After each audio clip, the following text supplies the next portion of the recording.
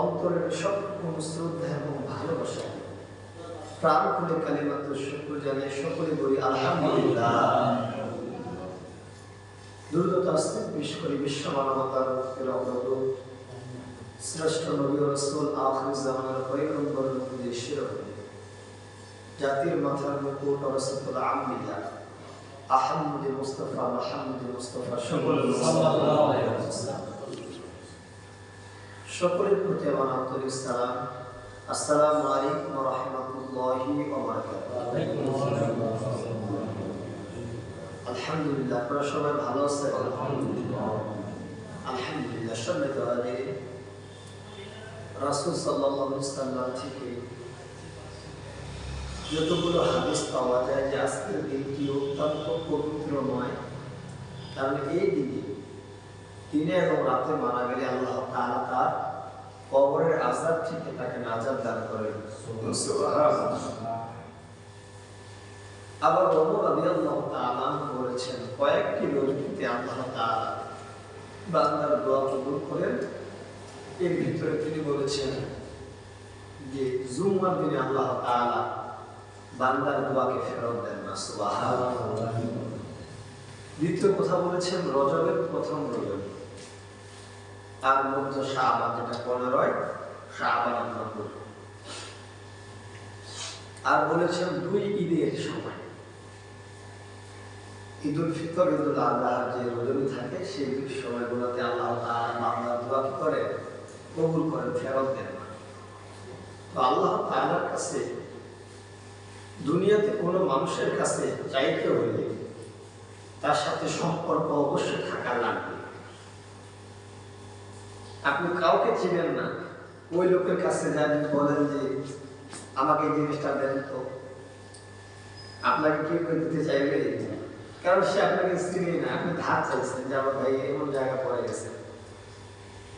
হ্যাঁ, তার সাথে যদি আপনার কোনো কানেক্টেড থাকে যে সে মুসলমান হিসাবে, বন্ধু হিসাবে, ভাই বিপদে পড়ে গেছে,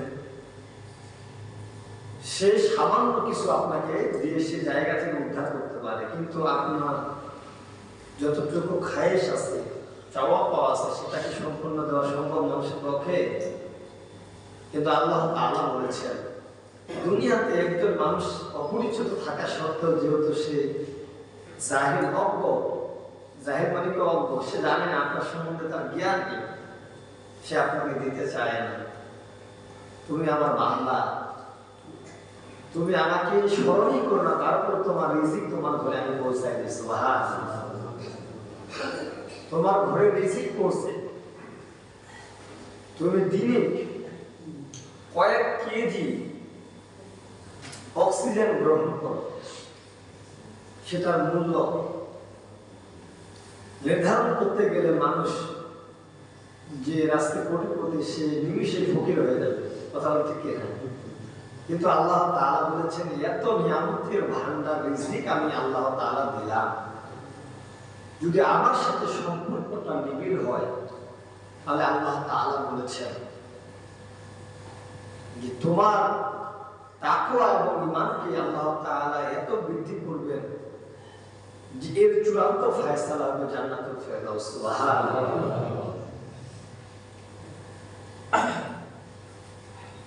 যে ঈমানের যে স্তরগুলো আছে,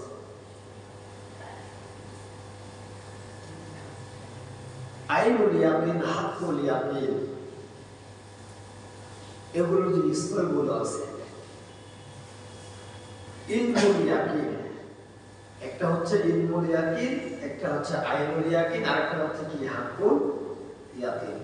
এই তিনটা স্তর মানুষ যদি অর্জন করতে পারে তাহলে তার ঈমানটা আল্লাহ তাআলা পূর্ণতা দান করবেন। সুবহানাল্লাহ। ইলমুল ইয়াকিন এখন কাকে বলে? ইলমুল ইয়াকিন আপনি কোনো কিছু দেখেন নাই, আল্লাহ তাআলা কি না দেখে, তাকে না দেখে, তার কোনো কিছু না জেনে আপনি আল্লাহ তাআলাকে এক বলে স্বীকার করেছেন, তার নিয়ম মানার চেষ্টা করেছেন, সবকিছু আপনার অন্তরে উপলব্ধি করেছেন, এটাকে বলা হয় ইলমুল ইয়াকিন। জানেন না, এই ইলমুল ইয়াকিন অসংখ্য মানুষের অন্তরে আছে, ইলমুল ইয়াকিন এখন আমি উদাহরণ দিলে আপনারা বুঝতে পারবেন যে আল্লাহর সৃষ্টি নিয়ে আপনি গবেষণা করছেন যে আল্লাহ এগুলো বানিয়েছেন, আসমান জমিন গাছপালা, এগুলো দেখে আপনি ধারণা করছেন, এটাকে বলা হয় কি ইলমুল ইয়াকিন। সব উদাহরণ দিলে বুঝতে পারবেন। এক জায়গা থেকে ধোঁয়া বের হচ্ছে, আপনি দূর থেকে ধোঁয়া দেখে আপনি কি মনে করছেন বলেন তো? অবশ্যই সেখানে আগুন আছে। তাহলে আপনার মূল বিষয় আপনি কি, আপনি ধোঁয়াটা দেখে আপনি অস্তিত্বটা, আগুনের অস্তিত্বটা কি করছেন? খুঁজে পেয়েছেন, বুঝতে পেরেছেন। তাহলে এই পৃথিবীর সমগ্র যত কিছু আছে সব সৃষ্টিকর্তা কে? আল্লাহ। তাহলে আপনি এগুলো দেখে আল্লাহকে খুঁজে পেয়েছেন, এটাকে বলা হয় ইলমুল ইয়াকিন, বিশ্বাস। ইয়াকিন মানে হচ্ছে বিশ্বাস, ইলম মানে হচ্ছে জ্ঞান। আপনার জ্ঞানের মাধ্যমে আপনি যে আল্লাহর বিষয়ে সংক্রান্ত বিষয় জেনেছেন, এটাই হচ্ছে ইলমুল ইয়াকিন, মানে বিশ্বাসের প্রথম স্তর। সুবহানাল্লাহ। দুই নম্বরটা হচ্ছে আইনুল ইয়াকিন। এখন আপনি, আপনার সন্তান বলছে বাবা তাহলে কি ধোঁয়া, চলো তো। আপনি স্বচক্ষে দেখলেন যে আগুন থেকে আগুন বের হচ্ছে, এটা আপনি সব চোখে দেখলেন, এটার নাম কি হচ্ছে? আইনুল ইয়াকিন। আইন মানে হচ্ছে, আইনুল মানে চোখ, আপনি চোখ দিয়ে এটা লক্ষ্য করলেন, বিশ্বাস করলেন যে অবশ্যই। তাহলে হাক্কুল ইয়াকিন মানে কি? এটা শক্তি আছে কিনা। এখন আপনি হাতে আগুন হাত ঢুকায় দেন, এটা তার আপনার শরীরে আসবে না, এটা যে হক। তাহলে প্রথম মুমিনদের স্তর হচ্ছে আপনার ইলমুল ইয়াকিন। ইলমুল ইয়াকিনের অনুসরণ করে কোনো বান্দা যদি ইবাদতে নিজেকে শামিল করে, আল্লাহ তাআলা তার অন্তরে এমন নূর আলো দান করবেন, প্রদান করবেন যে আল্লাহর সাথে তার সম্পর্ক এমন নিবিড় হয়ে যাবে। আল্লাহ তাআলা তার যে ইলমুল আইনুল ইয়াকিনের যে নিদর্শনগুলো আছে, আল্লাহ তাআলা এগুলো প্রত্যক্ষ দর্শে তাকে চোখ দিয়ে দেখা যাবে। সুবহানাল্লাহ। যদি সেটা অর্জন করে। আরেকটা হচ্ছে হাক্কুল ইয়াকিন। এরপরে হাক্কুল ইয়াকিন, সে পরিতৃপ্ত হবে, স্বাদ পাবে। সে যখন একটা কোনো কাজ করতে যাবে, সে একটা স্বাদ পাবে। সে নামাজ পড়বে, তার গভীরতা আসবে, আল্লাহ প্রদত্ত সে চিন্তা চেতনা করবে, তার একটা নামাজের যে স্বাদ আছে সেটা অর্জন করতে পারবে। একজন ফকির মিসকিনকে 10 টাকা দান করছে, সেটা স্বাদ পাবে, আনন্দ প্রকাশ করবে। সে মানুষের উপকার করতে পারছে, সেটা একটা স্বাদ, আনন্দ পাবে। এটাই হচ্ছে হাক্কুল ইয়াকিনের বিশ্বাস।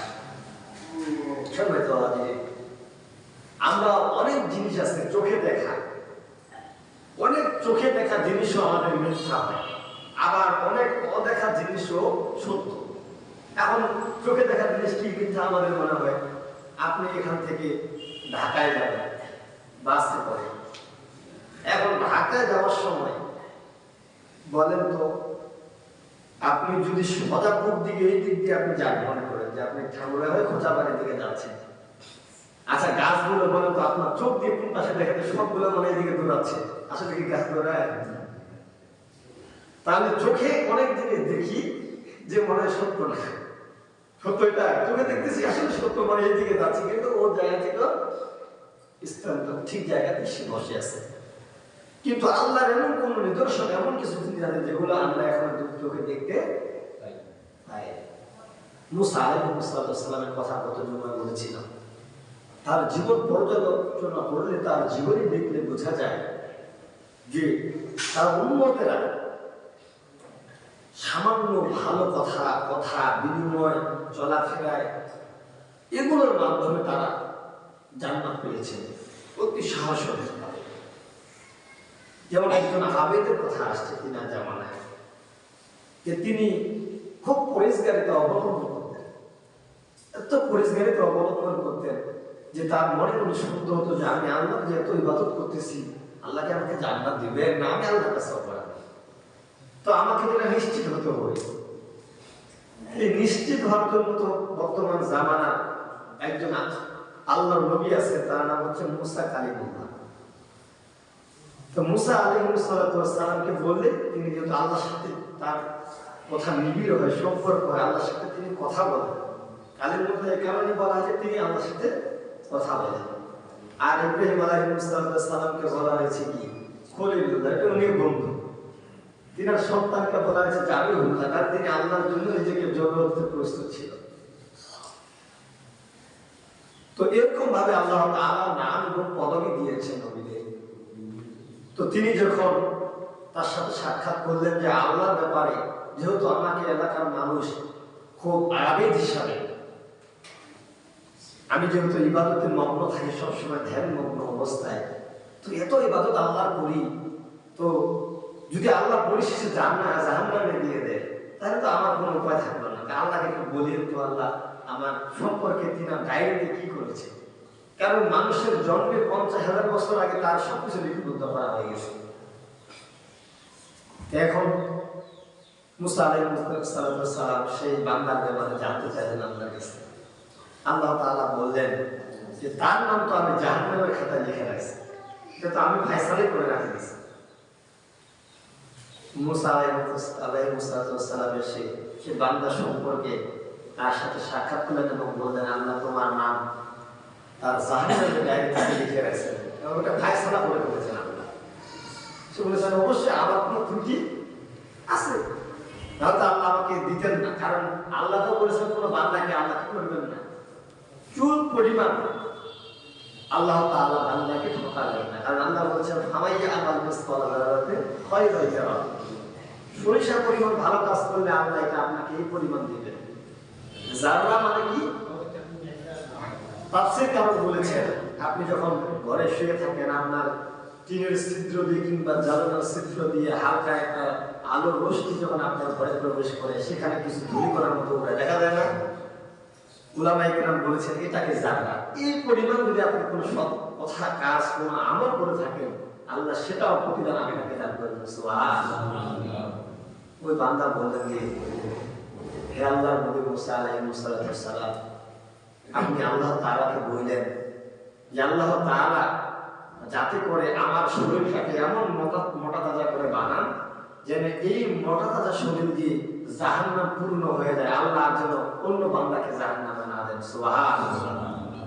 সে কি করছে, নিজেকে সংশোধন করে আগে কি নিজেকে তৈরি এমন ভাবে করার চেষ্টা করছে যে সে পরের চিন্তাটা বেশি করছে যে আগে আমার দ্বারা যেন পূর্ণ হয়ে যায়, কারণ জাহান্নাম তো কঠিন জায়গা, যেহেতু আল্লাহ আমাকে দিবেন আমার শরীরটা এমন মোটা তাজা তাতে করে দেন যাতে করে আমাকে দিয়ে জাহান্নাম পূর্ণ হয়ে যায় আর আল্লাহর অন্য বান্দাকে যেন আল্লাহ মাফ করে জান্নাত দান করেন। সুবহানাল্লাহ। তার চিন্তা ছিল যে মানুষ যাতে করে আমি যেহেতু কষ্টে আছি আমি কষ্টেই করে থাকি, আল্লাহ ওদের কি যেন এর জাযা এবং খায়র দান করেন।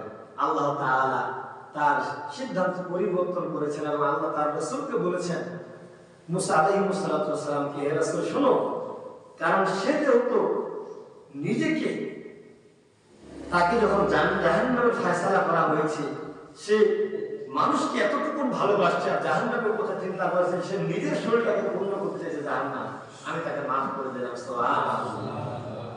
তাহলে শুনবে তো হাজির, আপনি আমি যদি আবার নিজেদের খায়ের এবং মহব্বত দিয়ে আমি চিন্তা করি যে আল্লাহর কোন বান্দা সে মসজিদে আসে না, আমি আল্লাহর কাজ করি, আল্লাহ যদি আমাকে ভালোবেসে থাকেন, কারণ আল্লাহ আমাকে ভালোবাসেন আমি বিশ্বাস করি, এই জন্য তো আমি মসজিদে আসতে পারি, এটা আমার বিশ্বাস, এটা আমার চাওয়া পাওয়া। কারণ যে ব্যক্তি মানুষের কাজ করে সারাদিন শ্রম দেয় তার চিন্তা থাকে যে আমি দিন শেষে আমি বেতন একটা পাবো, এটা সবারই চাওয়া পাওয়া, যে চাকরি করে সে মাস শেষে একটা বেতন পাবে।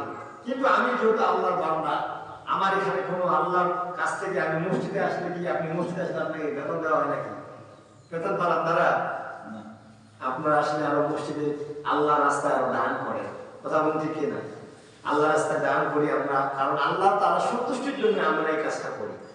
কিংবা মসজিদে কোন জায়গায় ময়লা আবর্জনা আছে আমরা এটা খেদমত করার চেষ্টা করি, কিংবা মসজিদের যে মানুষের যতটুকু প্রয়োজন আছে, কারণ আল্লাহ তাআলা মসজিদটা ইবাদতের স্থান বানিয়েছেন, এখানে আপনি যা কিছু করবেন আপনি আখিরাতের জীবনের জন্য। যেহেতু আল্লাহ তাআলার কাছে আমাদের দুনিয়ার কোনো মূল্য আমরা গ্রহণ করি না, আমাদের সবচেয়ে বড় মূল্য কি আল্লাহ সেই জান্নাত। তো আমরা তো অবশ্যই এটা ভাবতে পারি যেহেতু আল্লাহ ভালোবাসেন সেহেতু আমরা মসজিদে আসতে পারি, কথা বলুন ঠিক কিনা? এখন আল্লাহ যদি আমাদেরকে ভালো না বাসতেন আমরা তো আসতে পারতাম না। কিছু কিছু আল্লাহ তাআলা উত্তরে দেন যে যখন আমরা কোনো খারাপ কাজে পতিত হই আল্লাহ আমাদেরকে বুঝতে করেন যে বান্দা এটা ঠিক না, তো বুঝতে হবে এটা ঈমানের লক্ষণ।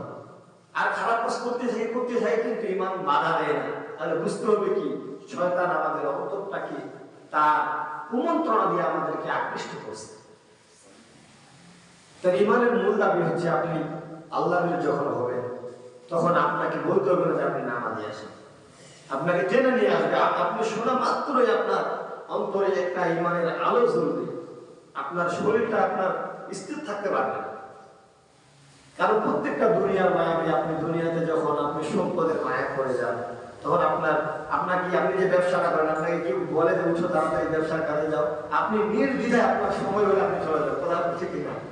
কিন্তু আপনি যখন আল্লাহর সাথে কানেক্টেড হতে পারবেন, আল্লাহর সাথে সম্পর্ক তৈরি হবে, আপনাকে আর বলতে হবে যে আপনার নামাজে আসেন, আপনি তাড়াতাড়ি আসেন, আপনি আগে শুধু খালি জুম্মার নামাজ পড়ে চলে যাবেন, এগুলো তখন বলতে হবে না। আপনি সাথে এমন কানেক্টেড হয়ে যাবে, যেহেতু আপনার কর্মস্থলের বিষয়গুলো আপনার স্বার্থ আছে, দুনিয়ার চাওয়া পাওয়া আছে, আপনি এগুলোর জন্য আপনি কি করেন নির্দিষ্ট সময় আপনি চলে যান, আপনাকে বলতে হয় না। আর আল্লাহর জন্য যদি আপনি নিজের জীবনটা বিলাই দিতে পারেন, একবার কানেক্ট হতে পারেন, হাক্কুল ইয়াকিন অর্জন করতে পারেন, তখন আর আপনাকে বলতে হবে না। আল্লাহ তাআলা আপনার অন্তরে এমন নূর আলোদান করবেন যে আপনি নিজেকে কন্ট্রোল করতে পারবেন না। সুবহানাল্লাহ, এটা অর্জন করতে হবে, এটা ইমানের স্বাদ নিতে হবে। আল্লাহ তাআলা আমাদের সকলকে তৌফিক দান করুন, সকলে বলে আল্লাহুম্মা আমিন। যেহেতু মধ্য শাবান সম্ভবত আমাদের 4 তারিখে মনে হয়, 4 তারিখে যদি আমাদের মধ্য শাবানের রজনী হয়ে থাকে, তাহলে আমাদের জন্য এই রমাদানের শাওগাত আইয়াম মা'দুদাত আল্লাহ কোরআনে বলেছেন যে শাহরু রমাদানাল্লাযী উনজিলা ফীহিল কুরআন আইয়াম মা'দুদাত, যে এটা মাত্র কয়েকটা দিন। আল্লাহ কিন্তু এইভাবে বলেছেন ডাইরেক্ট যে এটা তো শুধু কয়েকটা দিন গণনা মাত্র, নির্দিষ্ট একটা গণনা দিয়েছেন রমাদানের বিষয়টা। আর সম্পূর্ণ বিষয়গুলো এবং ফজিলতপূর্ণ আহকাম আর কান এবং এটার নিয়মাবলী আল্লাহ তাআলা 5 ওয়াক্ত ফরজ নামাজের যে বিধানগুলো রেখেছেন এটার মাধ্যমে আমরা করতে হবে। এখন মধ্য শাবানের রজনী, শাবান লাইলাতুন নিসফি মিন শাবান, শাবান শব্দটি কিন্তু আরবি না, এটা হচ্ছে ফারসি শব্দ। লাইল শব্দটা হচ্ছে আরবি রয়েছে এবং দুটো মিলে ফারসি এবং আরবি যুক্ত মিলে হয়েছে লাইলাতুন নিসফি মিন শাবান, যেটাকে বলা হয় যে মানুষের মুক্তির রজনী। লাইলাতুন নিসফি মিন শাবান মানে হচ্ছে কি বান্দাদের কি মুক্তির রজনী। এই রাতে আল্লাহ অসংখ্য বান্দাদেরকে মুক্তি দান করেন। সুবহানাল্লাহ। আয়েশা রাদিয়াল্লাহু তাআলা মোল্লা আলী কারি রাহিমাহুল্লাহ তিনি নিয়েছেন আয়েশা রাদিয়াল্লাহু তাআলা থেকে হাদিস যে আল্লাহ তাআলা মধ্য শাবানের রজনীতে বান্দাদের রিজিক নির্ধারণ করেন। সুবহানাল্লাহ। শুধু রিজিক নয়, যে আমাদের দুনিয়াতে প্রতি সপ্তাহে বান্দার আমলনামা কি করা হয় আল্লাহর কাছে পেশ করা হয়। প্রতি আপনার সোমবারে বান্দার আমলনামা কি করা হয় সপ্তাহে পেশ করা হয়। সোমবার বৃহস্পতিবারের কথা বেশিরভাগ আসছে। তো যেহেতু পেশ করা হয়, আল্লাহ রাসূলকে জিজ্ঞাসা করা হয়েছিল যে আপনি কেন সোমবারে রোজা রাখেন? যে আমি এই কারণে রোজা রাখি কারণ এটা আমার জন্মের দিন, আল্লাহ আমাকে দুনিয়াতে নিয়ে আসছেন এবং আল্লাহ তাআলার কাছে আমলনামা পেশ করা হয়। আমি চাই আমার আমলনামাটা সিয়ামরত অবস্থা এবং আল্লাহর ইবাদতে এটা নিয়ে যায়। কারণ আল্লাহর কাছে যেহেতু এখন আমি কি কাজ করতেছি, এখন আপনি যারা হাজিরা কাজ করেন, আপনি দিনে কাজ করেন, সে আপনাকে দেখলো এই কাজটা দিয়েছেন, আপনি কাজরত অবস্থায় আছেন, কারণ আপনি কাজ বাদ দিয়ে আপনি শুয়ে থাকেন, ফাঁকিবাজি করেন, আপনাকে বেতন দেওয়া হবে?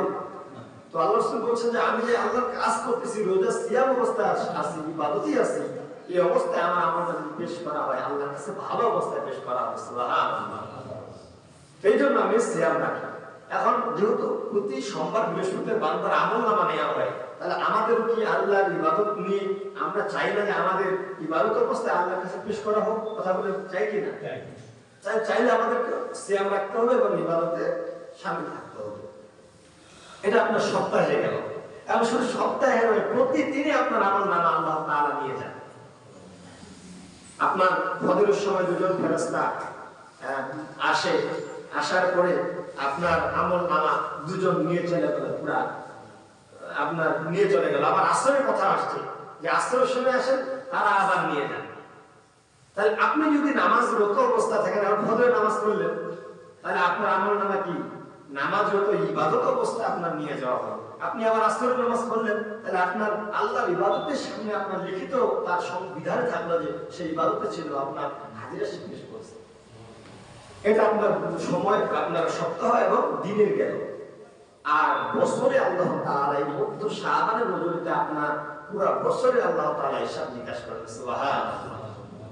এবং মোল্লা আলী কারি বলেছেন আয়েশা রাদিয়াল্লাহু তাআলা থেকে যতটুকু হাদিসটা নিয়ে এসেছেন তিনি, যে এবং কতগুলো মানুষের মৃত্যু হবে পুরো বছরে সেটা আল্লাহ তাআলা তাকে একটা লিস্ট দান করেন। হযরত আজরাইল আলাইহিস সালাম সেটা লিস্ট দান করেন, এবং কতগুলো সন্তান দুনিয়াতে ভূমিষ্ঠ হবে পুরো বছরে সেটারও একটা লিস্ট দান করেন।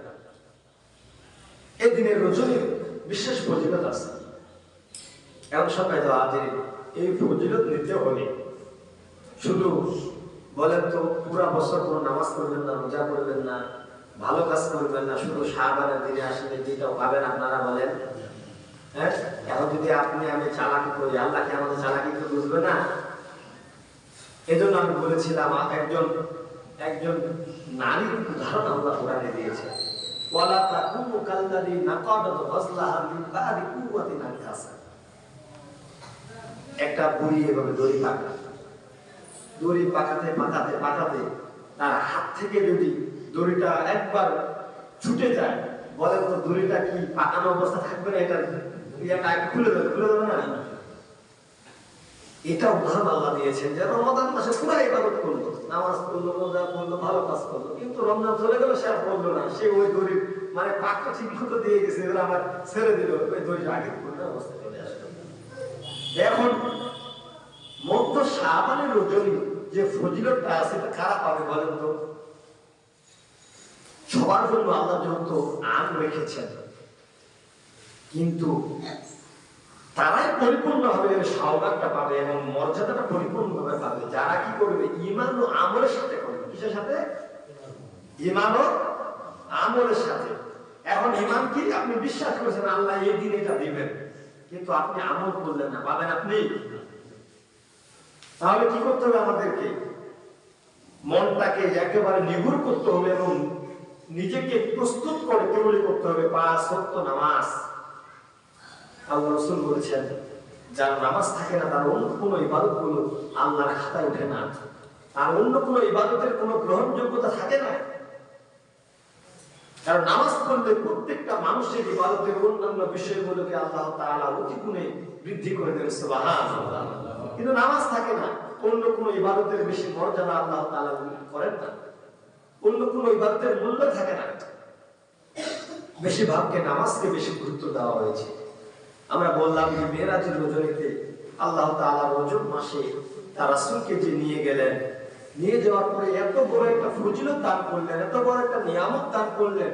এই ফজিলত, এই নিয়ামতের মূল্যায়ন যদি আমরা না করতে পারি, কারণ রমাদান একটি মাস, রমাদান কি একটি মাস, বাকি 11টি মাসের শিক্ষা আল্লাহ তাআলা রমাদানে দিয়েছেন। কারণ রমাদান আপনি ঈমান ও আমলের সাথে আপনাকে কাটাইতে হবে। এটা পরিপূর্ণতার মাস, সওয়াবের মাস, রহমতের মাস, নাজাতের মাস, মাগফিরাতের মাস। ওটা পাইতে হলে সাহাবায়ে কেরাম কি করতেন? তারা কোমরে ব্যবসা বাণিজ্য কম ছেড়ে দিতেন, তাদের প্রয়োজনে যতটুকু হালকা পাতলা করে তারা সিয়াম এবং কিয়ামে এই শাবানে তারা নিজেকে প্রস্তুত করতেন, তৈরি করতেন, বেশি বেশি জিকির আজকার করতেন, আল্লাহর স্মরণের দিকে ভাবিয়ে দিতেন। এবং শুধু তাই নয়, বাকি গুরুস্থানে আল্লাহ রাসূল মধ্য শাবানে কি করেছেন? রাতের গভীরে উঠে তিনি কবর গুরুস্থানে গিয়ে তিনি কি করেছেন? দোয়া করেছেন তাদের জন্য। আমাদের উচিত গুরুস্থানে গিয়ে তাদের জন্য দোয়া করা। শুধু একদিনে কি না, আপনি যদি আপনার মা বাবা দুনিয়া থেকে চলে গেছেন, আপনি কবরে যাবেন, তাদের সাক্ষাতে আপনার দোয়া করবেন। জিয়ারত মানে কি বলেন তো? জিয়ারত মানে হচ্ছে সাক্ষাৎ। আপনি গেলেন, আপনি খোঁজ খবরের মধ্যে কথা বলবেন। আমরা একটা দোয়া করি, আসসালামু আলাইকুম ইয়া আহলা কুবুর। আসসালামু আলাইকুম মানে কি? আল্লাহ আপনাদের উপরে কি করুক, শান্তি ঘোষিত করুক। এই কবরবাসী আল মুসলিমিনা ওয়াল মুসলিমাত, যারা মুসলমান আছেন এবং পুরুষ মুসলমান এবং নারী মুসলিমা আছে। এবং অন্য দোয়া থেকে আছে আসসালামু আলাইকুম ইয়া আল্লাহ দিয়ার, দিয়ার মানে হচ্ছে কবর। আসসালামু আলাইকুম ইয়া আল্লাহ দিয়ার মিনাল মুমিনিনা ওয়াল মুসলিমিনা ইন্না ইনশাআল্লাহু বিকুম লাহিকুন আসআলুল্লাহ লানা ওয়া লাকুমুল আফিয়া। এটা একটা কবর জিয়ারত করব। যে আল্লাহ যখন কবর পাই দিয়ে হাইতে যাইতেন, তিনি এভাবে দোয়া করতেন, আল্লাহুম্মা ইন্নী আসআলুকা, এভাবে দোয়া করতেন যে হে কবরবাসী, আল্লাহ তোমাদেরকে শান্তি সুখে রাখুক, তোমাদের ত্রুটি মার্জনা করুক, এবং অচিরে আমরা আপনাদের সাথে সাক্ষাৎ করে আপনাদের কাছে চলে আসবো, কারণ আমাদেরকে চলে যেতে হবে। এভাবে বলা এবং আপনাদের আল্লাহ রহমত করুক, আপনার কবরে কেমন আছেন আমরা জানি না, শুধু হাত তুলতে হবে এমনটা না, আপনি সেখানে গিয়ে দোয়া করবেন, সূরা ফাতিহা পড়বেন, সূরা ইখলাস করবেন, যতটুকু আপনার জানা আছে, এবং খাস করে দোয়া করবেন যে আল্লাহ তাআলা আপনাদের সম্মান বৃদ্ধি করে দেব, আপনার ভুল ত্রুটি মাফ করে দেব, আপনারা অনেক কষ্ট করেছেন আমাদের জন্য, আখিরাতের জীবনে কেমন আছেন আমরা জানি না, আল্লাহ তাআলা আপনাদের উপরে তার রহমত বর্ষিত করুন, সকলে বলে আল্লাহুম্মা আমিন। এটা দোয়া করতে হবে। শুধু তাই নয়, সম্মানিত হাজিরিন, আপনাদেরকে বলছি বারবার যে রাসূল সাল্লাল্লাহু আলাইহি ওয়াসাল্লাম যখন মেরাজে গেছেন, দেখছেন যে একজন ব্যক্তি, সেই একতলা, তার জান্নাতটা একটু ছোট ছিল, সময়ে সময়ে তার জান্নাতটা শুধু বড় হচ্ছে, স্তরযুক্ত হচ্ছে, বড় হতে আছে, সে নিয়ামত পেতেই আছে, নিয়ামত পেতেই আছে। যে বলা হলো যে তার জিবরাইল আমিনকে বলা হলো, জিবরাইল আমিন, এই ব্যক্তি তার সম্মান আল্লাহ তাআলা এত উঁচু মাকামে নিয়ে যাচ্ছেন, তার পরিস্থিতিটা এত কেন বেশি? আল্লাহ রাসূলকে বলা হলো যে তার দুনিয়াতে যে আহলে বাইত সন্তানাদি আছে, তার জন্য দোয়া এবং তার জন্য সদকা, তার জন্য আল্লাহর কাছে আমল পেশ করতেছেন, আল্লাহ তাআলা এর বরকতে তাদের কেমন দিচ্ছেন। সুবহানাল্লাহ। এজন্য আমরা ফিরে আসি আল্লাহ রাব্বুল আলামিন আমাদের সকলকে মধ্য শাবানের যে ফজিলত আছে আমরা আরাম করে দোয়ার মাধ্যমে নিজেদেরকে আল্লাহ তাআলার দিকে ধাবিত করতে পারি এবং রমাদানের প্রস্তুতি নিতে পারি। আল্লাহ তৌফিক দান করুন, সকলে আল্লাহুম্মা আমিন। সুবহানাকাল্লাহুম্মা ওয়া বিহামদিক, আশহাদু আল্লা ইলাহা ইল্লা আনতা, আস্তাগফিরুকা ওয়া আতুবু ইলাইক। আসসালামু আলাইকুম ওয়া রাহমাতুল্লাহ।